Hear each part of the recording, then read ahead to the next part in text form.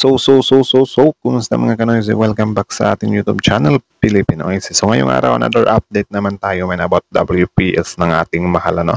So ang video to ay mula kay Good News Philippines. So meron itong pamagat na China ibinunyag na aagawin ang Ayungin at Sabina Shoal.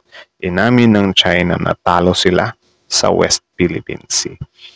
So inamin na daw nila ano. So ano kaya nakapalaw sa video to? Yan yung aalamin natin. So bago natin simulan, Good News Philippines, supportahan nyo yan. Tapos syempre, kung trip nyo na mga ganitong reaction video may kasama kayo manood, huwag nyo na rin kalimutang supportahan yung YouTube channel natin, Pilipinoids. So mga kanois, hindi na natin to patatagalin pa. Simulan na natin, baka agawin pa ng China. Ganun pamagat ng video ito, China ibinunyag na aagawin ang Ayungin at Sabina Shoal. Inamin ng China na talo sila sa West Philippine Sea. Ibinunyag na aagawin, di ba nanakawin? Aagawin talaga. No? So again, Good News Philippines, Filipino, like, comment, share, subscribe, start. Breaking news, China at Pilipinas nag-sparring sa Germany, patagisan ng pagsabi ng katotohanan laban sa kasinungalingan. Sparring talaga, no? Start zero tayo. Mga idol at kabayan, breaking news, China at Pilipinas nag-sparring sa Germany, patagisan ng pagsabi ng katotohanan laban sa kasinungalingan. Simple lang si Department of Foreign Affairs Secretary Manalo, pero pang knockout punch ang tira. Ang dahilan ng taas ang tensyon sa West Philippine Sea ay dahil sa pag-deploy at pangaras ng China Coast Guard sa mga Pilipino sa Ayungin Shoal, Sabina Shoal at Scarborough Shoal, na kung saan ang mga ito ay nasa loob ng exclusive economic zone at ang lapit na sa Pilipinas. Why is there Tama naman. Sila lang din naman talaga yung naghuhukay ng sarili nilang leaves such a huge presence of Chinese Coast Guard vessels around the Ayungin Shoal? Why are there so many Chinese Coast Guard ships there? Is it their territory? Dagdag pa ng China, hindi papayagan na makuha ng Pilipinas ang Ayungin Shoal at Sabina Shoal, na kung mas hindi papayag ang mga Pilipino na ito ay maagaw. The Philippines, China cannot agree for Philippines to occupy Second Thomas, Renaijiao, and Sabina, which is the... Inamin naman ng China na matatalo sila sa kanilang mga pag-aangkin sa South China Sea at West Philippine Sea dahil sa suporta ng Amerika. Hindi lang matatalo, talo na talaga sila. 'Di ba? Naano na talaga natin, nakuha talaga natin yung award dyan. Sila lang naman talaga yung nakikipagmatigasan dyan Kakapal din ng mga mooks. Sa Pilipinas. What concerns China now is the shadow of US behind the claimants. That alerts the Chinese side there's a greater concern about losing these territories. Diba? So aminado din kayo. Natakot kayo sa shadow ng Pilipinas, which is yung Amerika nga. Paano hindi namin magiging shadow yan? Minalas kayo. Meron kaming mutual defense treaty. So dapat irespeto nyo kami kung ayaw nyo rin kanain yung US. Kasi may mutual defense treaty nga, di ba? Sa Germany, Pilipinas at China, nagkagirian matapos harap-harapang sinupalpal ng katotohanan ni Department of Foreign Affairs Manalo, ang tagapagsalita ng China. Pinaulanan ng mga natanong ng Department of Foreign Affairs ang China. Isiniwalat ng Pilipinas kung sino ang nagdudulot ng tensyon sa West Philippine Sea. Kinumpronta ng Secretary Manalo kung bakit ang daming mga barko ng China Coast Guard sa Ayungin Shoal, Sabina Shoal at maging sa Scarborough Shoal, na parang ito ay teritoryo na ng China, na kung tutuusin ang mga ito ay ang layo na sa Hainan Island. Why is there such a huge presence of Chinese Coast Guard vessels around the Ayungin Shoal? That shoal is only 70 nautical miles from Philippine territory, yet it's 70 nautical mile. Grabe, 200 nautical mile lang naman yung hinihingi ng Pilipinas. Man. The rest is bahala na kayo kung anuhin nyo yan. Inumin nyo, bahala kayo. Di ba? Huwag nyo lang pakikialaman na itong 200 nautical mile ng Pilipinas. Hundreds of miles away from Hainan Island. Why are there so many Chinese Coast Guard ships there? Is it their territory? And countries, I think, who reinterpret that law or apply their own domestic laws to certain areas and try to enforce them, then I think we're in a situation which leads to further tensions. It's clear that the arbitral award of 2016 is legally binding. It's part of international law. And our hope is that one day China can abide by the arbitral ruling. It would certainly ease tensions. Pilosopong depensa naman ng China, ito ay wala raw sa layo o distansya. Ibig sabihin, kahit mali basta para sa interes ng China, gagawin nila. Anak ng titing, Anong mindset naman yan? Anong mindset yan na kahit wala sa layo? Grabing mindset yan, men. Grabe. Mas maniniwala pa siguro tayo, men, kung itong nasa baba ng China yung magkiklaim. Pero yung China, men, anak ng titing, sobrang layo na nila. Grabing imagination yan. Linti talaga. Lahat para maging tama sa mata nila. If the Philippines can take new rocks, how can you stop others? How can you stop China from taking more? We are capable. There's no problem. But we are exercising constraints. Sa wakas, inamin na rin ng China na magtalo sila sa kanilang pag-aangkin sa buong South China Sea at sa West Philippine Sea Grabe. dahil sa suportang ibinibigay ng Amerika sa Pilipinas. Ito ang dahilan kung bakit lahat ng propaganda upang sirain ang Amerika sa mga mata ng Pilipino ay ginagawa nila. What concerns China now is the shadow of US behind the claimants that Makukoncern talaga kayo. Gahaman kayo eh. Kung tinantanan nyo lang talaga yung teritoryo ng Pilipinas, ano pang i-concern nyo? Ha? Do you think papayag kami na biglang sasabihin ng Amerika na, oy Philippines, tambay muna kami dito ha, dito namin gigirahin yung yung China. Tapos wala kaming kinalaman, like for example, binigay nyo na sa amin yung West Philippine Sea namin. Of course, hindi kami papayag na maging battleground kami ng sigalot ninyong dalawang bansa kayo. 'Di ba? Ang sa amin lang naman, yung US, nakaantabay lang siya, naka-standby lang siya. Kasi meron nga kaming threat na natatanggap sa inyo, China. 'Di ba? Inaangkin nyo yung teritoryo namin eh. alerts the Chinese side, there's a great concern about losing these territories. But we, as one of the major countries in the region, we have to take responsibility about the regional stability. So we have to constrain ourselves. The reason only Philippines has some problem with China is because I think now there's 9 U.S. military base in Philippines, and that maybe provoke Philippines to be more. Ulit. Regional stability. So we have to constrain ourselves. The reason only Philippines has some problem with China is. The reason only the Philippines has some problems with China Because I think now there's 9 U.S. is because now there are 9 US military bases in the Philippines. Anak ng teteng talaga oh. Pwedeng tanggalin mo yung 9 US military bases. Palitan nyo yan na dahil sa 9 dash line ng China na hindi naman makatotohanan. Diba? Nanggagaslight din tong mga to eh. Akala siguro nila paniwalaan sila ng mga karatig bansa din. Tayo pa yung sinisi military base in Philippines, and that maybe provoke Philippines to be more. And that maybe provoke the Philippines to be more bold to change the status quo. Hindi. Ang nagtulak sa Pilipinas na labanan kayo is kayo lang din. Kasi meron na nga, naipanalo na nga namin sa arbitral. 'Di ba? Pasok siya sa 200 nautical mile EEZ ng Pilipinas. So kayo lang din ang nagtulak kasi pilit yung inaangkin eh. Teritoryo nga namin tapos inaangkin nyo. So sino ngayon yung nagtulak? Anong paki ng 9 military bases ng US dyan? Kung wala naman kayong ginawang pang-aagaw dyan sa West Philippines, hindi naman magagamit yung mga US military bases na yan. May mas happy din tong chickwing to eh.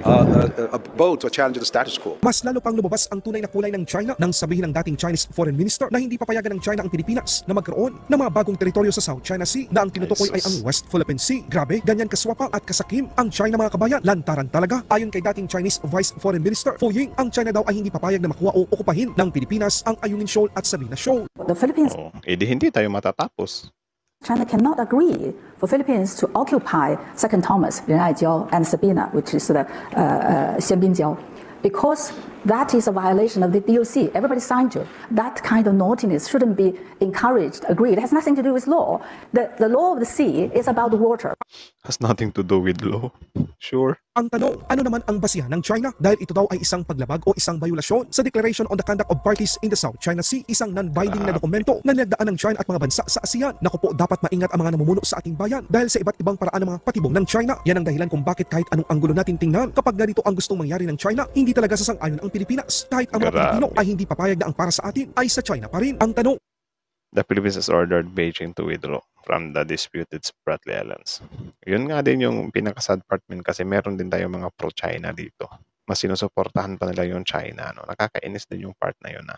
bakit non-binding ang Code of Conduct na unang nilagdaan ng ASEAN at Beijing? Mas pinili ng China ang non-binding mga kabayan para kung meron silang pwedeng idagdag, meron silang pagkakamali o meron silang nilabag sa kasunduan ito, pwede nila itong itanggi o baguhin dahil ang non-binding na kasunduan ay walang legal consequences kung hindi susundin ng sinumang bansa na lumagda dito. Kaya hindi ito pwedeng In short, napakaswapang nila na bansa. basihan ng China. Ito ang dahilan kung bakit hanggang sa ngayon wala pa ring final o binding agreement o code of conduct na nilagaan ng China at ASEAN dahil ang Pilipinas ay hindi sumasang-ayon sa mga gustong mangyari ng China. Gusto kasi ng China mga kabayan na tanggapin ng Pilipinas ang kanilang 9-line na kung saan halos lahat ng mga teritoryo ng Pilipinas sa West Philippine Sea ay magiging kanila. Lahat ng mga likas na yaman maging oil at gas na nakapaloob sa West Philippine Sea ay magiging sa China na. Kung kayo ang tatanungin, papayag ba kayo dito mga kabayan sa gustong mangyari ng China?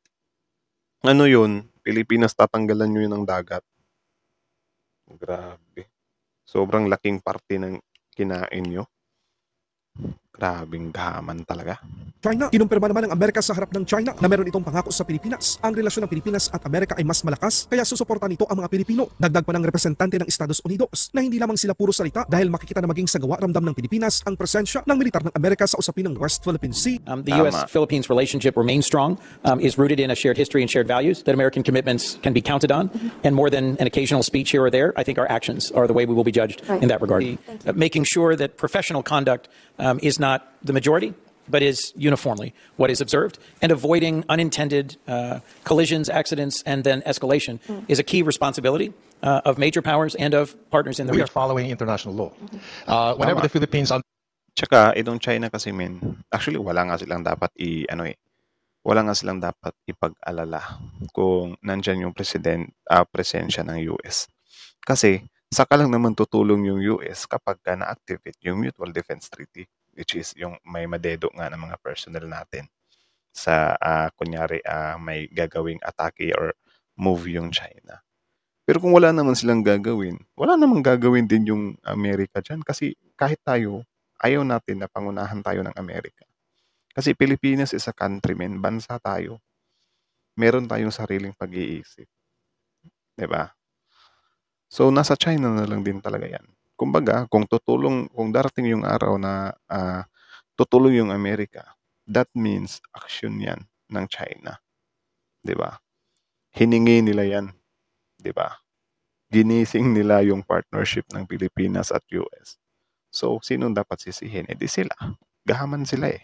undertakes any kind of activity within our exclusive economic zone, as defined by UNCLOS, we feel we are within our rights. But when another country, let's say, applies its own domestic laws to certain areas within our EEZ, then it really does create the kind of tension that we have been experiencing, especially over the last 2 years. Our basic point is, we have to follow international law as agreed, and in this case, the UN Convention on the Law of the Sea. And countries which are exercising their rights in accordance with that law should have the right to exercise that law. And countries, I think, who reinterpret that law or apply their own domestic laws to certain areas and try to enforce them, then I think we're in a situation which leads to further tensions. And I think the only way forward is for countries who have signed on, for example, to agreements such as UNCLOS, to abide by what these agreements call for. And I think that will be the best. Mas malaki nga yung pagkakamali talaga ng China dyan eh. Pati yung UNCLOS, di nila nirespeto eh. Way to reduce tensions. But if this is not the case, then the rich, the powerful, who will actually be in a position to assert their own laws against the weaker countries, I believe then we're in for a period of even greater tension. Nevertheless, we're always open to talks and discussions to try and resolve whatever differences we have in accordance with international law. Laban Pinas. Diba? Mga idol at kabayan, breaking news. Di na lang din kasi aminin ng China na, sila talaga yung may mas malaking kasalanan dyan. Diba? Di na lang talaga nila aminin. Ewan ko, napakalaki ng pride ng bansang yan. Eme, kung ano-ano pa yung pinagsasabi. Sinong pangalan ng babaeng yun? Si Fu Ying, former Chinese Vice Foreign Minister Fu Ying. Former na pala siya. Hindi pa rin siya nagbabago. Same pa rin yung niya. Same pa rin yung stand niya. Mas, syempre, Chinese din siya eh. So, susuportahan niya din talaga yung bansa niya. So, sad lang din kasi kahit mali na sila, sinusuportahan pa rin.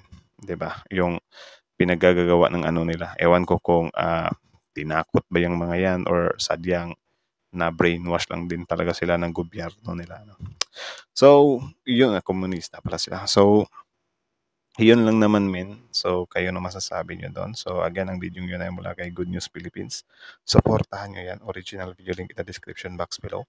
Tapos, syempre, bago nyo iwan yung YouTube channel natin, Filipinoise, don't forget to like, comment, share, subscribe. So, kita nyo naman yun na itong China to pala, sobrang concern sila doon sa sobrang concern sila na yung Amerika daw is parang nagiging shadow ng Pilipinas. Actually, hindi na dapat nilang i-concern yan eh. Hindi na nila dapat isipin yan eh. Actually, wala nga silang dapat ipag-alala dyan eh. Kasi, yung Mutual Defense Treaty ng Pilipinas na yan, parang insurance lang din yan. Diba? Na parang hindi mo siya magagamit kung hindi dumating yung tamang araw, diba? Hindi dumating yung pwedeng magpa-activate sa kanya. Like that. China. Mutual Defense Treaty. Kung hindi naman tayo, wala namang chuchugi dyan sa mga bangayan natin dyan is hindi naman makikialam yung Amerika. Diba? Ano lang talaga sila, gusto nilang ipakita din talaga sa buong mundo na halimbawa ganyan, lagi silang nananawagan na mali yung ginagawa ng Amerika. Diba? Nakikialam sila sa Pilipinas at saka sa China. Actually, hindi nakikialam ang US kasi meron nga kaming partnership. Meron nga kaming kasunduan, Mutual Defense Treaty. Mas kayo pa yung nakikialam sa ugnayan namin. Kasi bakit ba guys, tayo ba, nakikialam ba tayo sa ugnayan ng China, North Korea at Russia? Hindi naman tayo nakikialam sa ugnayan nila, di ba? Labas na tayo dun. Nakikialam ba tayo na meron silang mga nuclear bombs? Hindi naman, di ba? Pero bakit pinapakialaman nila yung Typhoon missile ng Amerika na nandito sa atin? Kulang na lang, lahat ng i-acquire ng bansa natin, pakikialaman nila eh. So ano bang tawag dun? Diba? Napaka-diktador naman nila. Kung yan yung gusto nilang mangyari sa Pilipinas. Gusto nilang hawakan, gusto nilang kontrolin. Yan tuloy. Yung mga pinagagawa nila, pati yung mga kababayan natin, kinakalaban na rin tayo. Kasi medyo may porsyento din talaga ng mga Pilipino na mas sinusuportahan pa yung China. Diba? Kaya yung mga ganito din natin to pwedeng hayaan eh.